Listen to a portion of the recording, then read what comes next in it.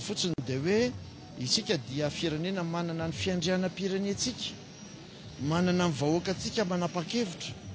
sy ny avy any ivelany manapa-kevitra ho antsika, indrindra raha amin'izany resaka safidy zany a, fa isika tokony ao anatin'ny adihevitra ao anatin'izany, tsisy afaka hiambo tompony ny hevitra amin'izany zavatra izany.